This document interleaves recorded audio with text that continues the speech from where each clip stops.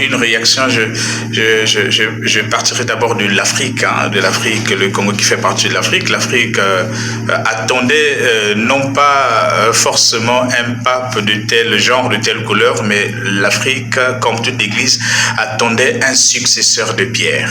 Et on l'a eu, c'est la joie. Et pour nous, surtout pour nous les prêtres, à un certain moment au cours de la messe, parfois on tâtonnait un peu puisqu'on était habitué à citer le nom du pape, mais il fallait dire la messe en le nom du pape. Donc là, tous, on est content parce que désormais on va à la place, au lieu de jongler tout ça, mais on citera le nom du pape Léon XIV. Donc c'est déjà une grande joie pour l'Afrique d'avoir un successeur de Pierre. Le siège n'est plus vacant. Et puis au niveau du Congo, il y a quand même quelque chose que j'ai trouvé, mais comme un clin d'œil du ciel. Un clin d'œil du ciel dans le sens où le pape Léon XIV est né le 14 septembre 1955. Et le 14 septembre, c'est la date de la création de 3 diocèses au Congo. Donc, le diocèse de Brazzaville est créé le 14 septembre 1955, le diocèse de Ouando 14 septembre 1955, le diocèse de Pointe-Noire 14 septembre 1955. Et cette année, au niveau de l'archidiocèse de Pointe-Noire, Monseigneur Abel, notre très cher père archevêque, a lancé déjà que le 14 septembre 2025, nous allons célébrer, mais en grande pompe, le 70e anniversaire de l'érection, de la création du diocèse de Pointe-Noire qui a été élevé en 2020 au rang d'archidiocèse. Donc, on est diocèse depuis le 14 septembre 1955. Donc, date de naissance de notre souverain pontife. Donc, je pense que c'est un clin d'œil du ciel. Est-ce que c'est sûr que même le chef de l'État qui a toujours voulu inviter le pape au Congo, mais ça peut être une occasion pour l'Église du Congo, pour ces 3 diocèses, la Brazzaville, Ouando et Pointe-Noire, pourquoi pas de fêter ça vraiment avec le concours des nonces apostoliques, en union avec le Saint-Père qui fêtera aussi son anniversaire de naissance. Donc chaque fois que au niveau de l'Église du Congo, on fêtera l'anniversaire de création du diocèse, eh bien ça sera le même jour parce que notre pape est né le même jour que nos diocèses au Congo. Vraiment, pour moi, c'est une très bonne nouvelle. C'est un clin d'œil du ciel à ne pas négliger au niveau du Congo. Je crois que c'est l'unique église au niveau du monde qui je pense cette grâce-là. Peut-être si on peut fouiller, on trouvera d'autres, mais je pense que c'est l'unique église au monde qui a eu création des diocèses le 14 septembre 1955, date de naissance du pape Léon XIV. Voilà la grande joie. Et c'est une bonne nouvelle pour vous.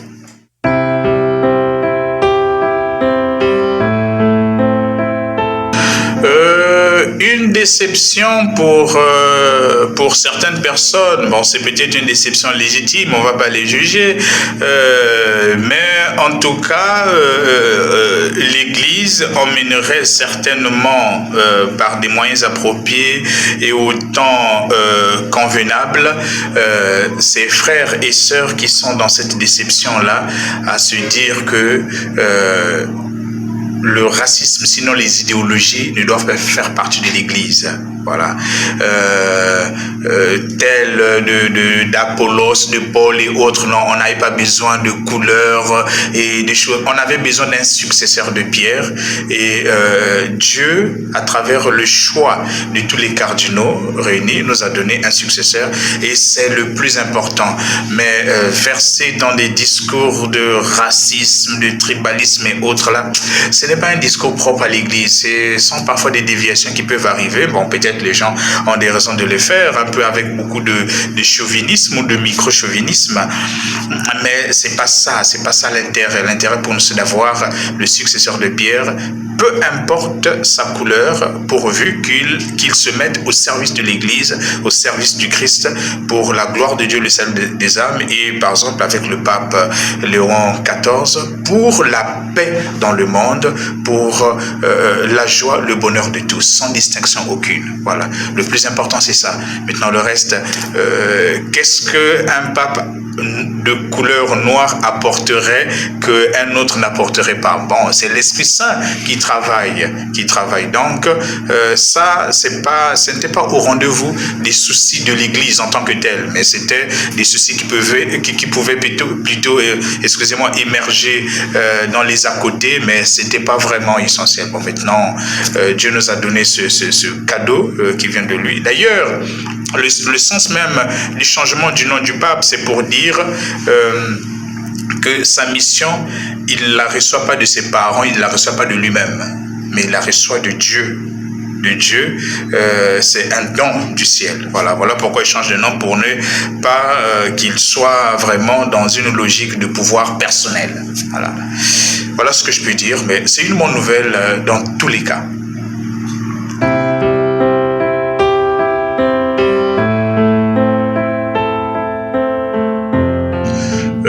Dire qu'on le connaissait, non, personnellement, je ne le connaissais pas.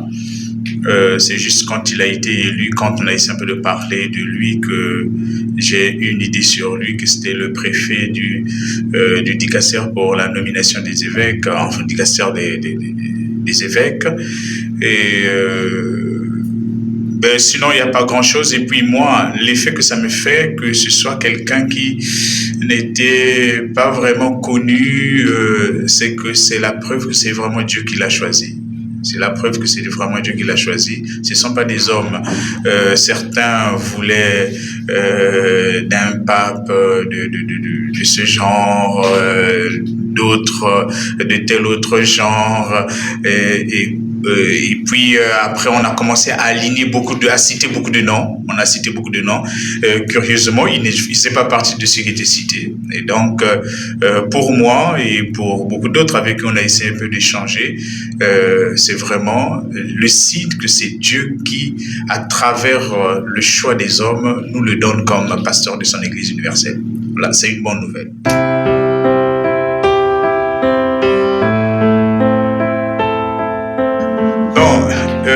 Les deux à la fois. D'abord, il faut reconnaître que tous les papes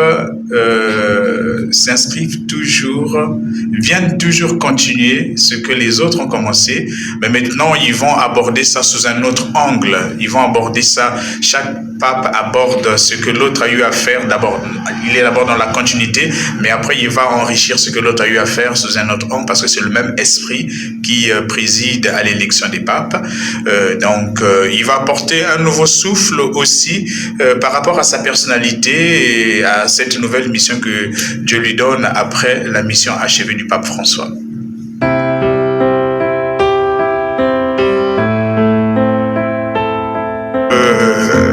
Le pape, j'ai aimé son discours. Il a employé, en relisant le texte en français, j'ai compté 10 fois, il a employé le mot paix 10 fois dans un discours. Voilà. Donc c'est le mot essentiel. C'est vrai, il a parlé des ponts, mais dans quel cadre, comment il a dit, j'ai encore un peu le texte en face de moi, quand il dit, c'est pourquoi sans crainte, unis, main dans la main avec Dieu et les uns avec les autres, allons de l'avant. Nous sommes les disciples du Christ, le Christ nous précède. Le monde a besoin de sa lumière, donc la lumière du Christ. L'humanité a besoin de lui comme pont vers Dieu et son amour. Donc c'est la première fois dans son discours qu'il va utiliser le mot pont, donc le Christ comme pont de l'humanité vers Dieu et son amour. Après il poursuit, il dit, aidez-nous aussi, puis les uns les autres, à construire des ponts par le dialogue, par la rencontre. Nous unissons tous pour être un seul peuple, toujours en paix. Donc, construction des ponts ici, c'est faire que le peuple soit ensemble, pas construire des ponts comme on l'entend, le pont de Chinooka ou de Saint-Pierre. Non, c'est pas ce genre de pont. Mais c'est-à-dire créer des liens entre les hommes, tout ça, entre les peuples. C'est pourquoi il dit à construire des ponts par le dialogue. On ne construit pas un pont par le dialogue. Voilà, donc à construire seulement par le dialogue, par la rencontre, en unissant les uns les autres, tout ça pour former un seul peuple, toujours en paix. Mais vous voyez comment il termine, toujours en paix. Donc il commence par dire paix, et après la paix. Donc les ponts, c'est pour préserver la paix entre les peuples, entre les nations, entre... voilà. Ça signifie qu'on va avoir finalement une adhésion à la fois des peuples, mais également des religions. Sinon, qu'attend l'Église ou le monde entier de ce nouveau temps? Et ce sera la dernière question. Mais qu'est-ce que l'Église attend de ce nouveau pasteur? Il a déjà annoncé, c'est son tout premier discours, public. Ça veut dire il donne déjà les grandes lignes de son pontificat.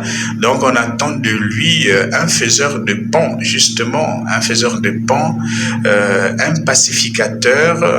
On attend que ce soit un pape faiseur de pont, pacificateur. Vraiment, il a déjà annoncé.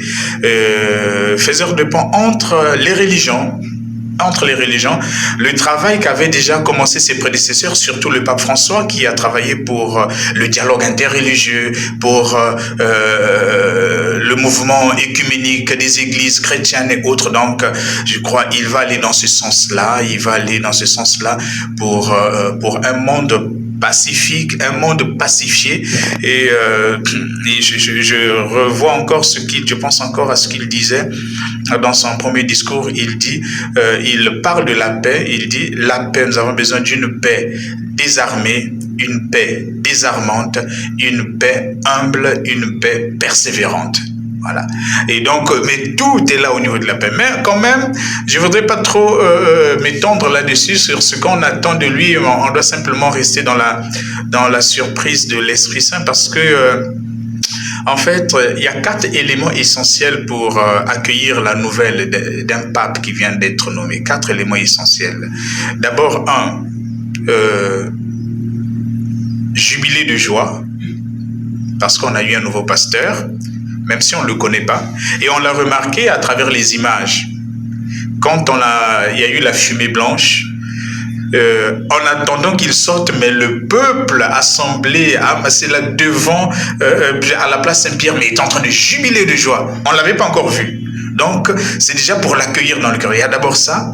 Deuxièmement, l'écouter, plutôt que de perdre le temps à écouter les commentaires des gens. Mais l'écouter d'abord lui-même, pour ne pas passer à côté de sa vraie vision. L'écouter lui-même. Et il a prononcé son premier discours public en parlant de la paix, de la synodalité, du dialogue, de l'écoute, de la justice, tout ça. Et puis déjà même avec le nom qu'il choisit, Léon XIV. Et troisièmement, le découvrir étape par étape. Pas tout de suite, mais le découvrir étape par étape dans le temps, pendant qu'il va régner. Et 4e élément, après la nomination d'un pape, c'est de prier pour lui, parce que c'est une lourde mission. Donc, simplement se limiter là, et après on se dit, mais il ne sera pour nous que ce que Dieu aurait voulu qu'il soit pour nous, mais parce que nous l'aurons soutenu dans la prière.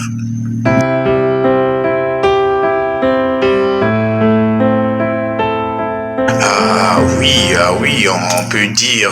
Mais déjà, il faut éviter, on va éviter le culte de la personnalité. On va éviter le culte de la personnalité, parce que l'Église ou le monde, sinon on parle simplement en termes de l'Église n'est pas au service d'un pape, mais c'est le pape qui est au service de l'Église. C'est le pape qui est au service de l'Église. Donc déjà, sortir du culte de la personnalité, on attend beaucoup de Dieu, que lui, il va servir. Donc, il vient pour servir Dieu. Lui se fait, d'ailleurs même les papes, quand ils écrivent, ils disent le serviteur des serviteurs. Donc lui, il est au service de l'Église. L'Église est le corps du Christ. Donc, il est au service de Jésus, au service de Dieu. Voilà, au service de Dieu. Et on attend beaucoup de Dieu à travers lui. On attend notamment sur la question de la paix, sur les questions sociales, la justice sociale, parce que déjà même le nom qu'il choisit, Léon XIV, ça veut dire il est le 14e pape à porter ce nom-là. Le tout premier est du 5e siècle, Saint Léon Ier, donc le grand, qui a marqué l'Église par le concile de Chalcédoine en 451, qui a professé la foi dans le Christ comme vrai Dieu, vrai homme. Vrai Dieu, vrai homme. Donc, en choisissant ce nom-là, quand un pape choisit le nom, c'est pas anodin. Donc, il veut être soit dans la continuité des prédécesseurs qui ont eu à porter ce nom-là. Il veut leur rendre hommage. Il veut s'inscrire dans une certaine lignée. Il veut s'inscrire dans une certaine lignée. Donc, déjà, avec Saint Léon Ier le Grand, ça montre que c'est quelqu'un qui vient, il ne faut pas oublier qu'il est canoniste, hein, c'est un juriste. Donc, il vient pour ajuster les choses. Voilà. Il vient pour ajuster les choses, il vient pour aider l'Église à organiser les bonnes initiatives, mais qui ne sont pas encore peut-être bien définies, bien organisées. Il va essayer un peu de... Voilà, il y a ça. Et puis, l'avant-dernier, avant lui, qui a porté ce nom-là, le pape Léon XIII, mais il est connu avec cette grande encyclique qu'il a eu à publier en 1891, Rerum Novarum, qui est une grande encyclique qui marque en fait le début du grand travail de l'Église sur l'enseignement social de l'Église, sur la doctrine sociale de l'Église, qui a vraiment mis en valeur les travailleurs, qui a défendu les travailleurs, qui a valorisé les travailleurs, le travail et autres. Et c'est quand même, c'est pourquoi je dis c'est pas anodin tout ça, parce que il est élu pape au mois de mai qui a été précédé par la fête des travailleurs. Donc le mois de mai c'est le mois des travailleurs, mais comment vous voyez comment l'Esprit Saint travaille. Voilà, donc il est élu pape en ce mois de mai là, c'est le mois des travailleurs, donc c'est quelqu'un qui s'inscrit dans cette lignée de Saint Léon XIII, le pape Léon XIII, plutôt pour parler clairement les choses, pape Léon XIII, qui a beaucoup travaillé, qui a beaucoup écrit, qui a beaucoup défendu les travailleurs. Et avec cela, on peut se dire, est-ce que, parce que même il a semblé un peu le dire par rapport à la défense des humains qui travaillent, à cela, est-ce qu'il ne vient pas aussi nous aider à avoir une idée claire sur la position de l'Église par rapport comment est-ce qu'on appelle à l'intelligence artificielle, au travail? Est-ce qu'on n'a pas plus besoin des êtres humains en chair et en os plutôt que des robots, l'intelligence artificielle qui risquerait de réduire encore le nombre de travailleurs, donc les hommes vont se retrouver peut-être au chômage. Bon, ce sont des questions qu'on peut se poser comme ça par rapport au pape qui a choisi le nom de Léon XIV. Voilà ce qu'on peut dire.